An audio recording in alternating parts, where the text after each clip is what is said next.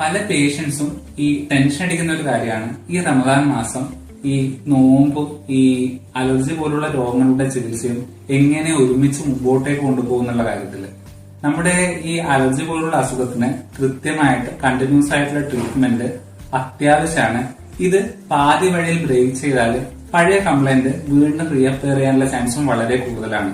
എന്നാൽ നിങ്ങൾ ശ്രദ്ധിക്കേണ്ടത് നിങ്ങളുടെ മെഡിസിൻ ക്രമം, അതായത് ഈ ഇഫ്താറിന് ശേഷമോ അല്ലെങ്കിൽ അത്താഴത്തിന് ശേഷമോ ഒക്കെ നിങ്ങളുടെ മെഡിസിൻ ക്രമം മാനേജ് ചെയ്താൽ നിങ്ങൾക്ക് ഈ അലർജി കംപ്ലൈന്റിന്റെ ട്രീറ്റ്മെന്റ് ഡ്രോപ്പ് ചെയ്യാതെ തന്നെ പൂർണ്ണമായും ഈ റമദാൻ മാസം നോർമലായിട്ട് മെഡിസിൻ കുടിക്കുന്നതിന് വേണ്ടിയിട്ടും പ്രോപ്പർ ആയിട്ടുള്ള റിസൾട്ട് ലഭിക്കുന്നതിന് വേണ്ടിയിട്ടും സാധിക്കുന്നതായിരിക്കും.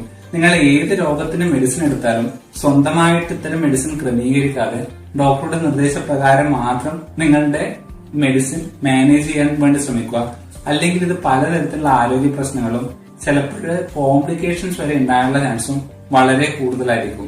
സോ നിങ്ങൾ ശ്രദ്ധിക്കേണ്ട ഒരു കാര്യം, നിങ്ങൾ സ്വന്തമായിട്ട് ഇത്തരം കാര്യങ്ങൾ മാനേജ് ചെയ്യാതെ ഈ ട്രീറ്റ്മെന്റ് ഡ്രോപ്പ് ചെയ്യാതെ ഡോക്ടറുടെ നിർദ്ദേശപ്രകാരം ഡോക്ടർ പറയുന്ന ഇടവേളയിൽ കൃത്യമായിട്ട് മെഡിസിൻ എടുക്കുകയാണെങ്കിൽ നോമ്പിന്റെ സമയം നിങ്ങൾക്ക് മെഡിസിൻ ഡ്രോപ്പ് ആവാതെ പോവുകയും ഇത് നിങ്ങളുടെ അലർജി ട്രീറ്റ്മെന്റിന് ഫലപ്രദമായി മാറുകയും ചെയ്യുന്നതായിരിക്കും.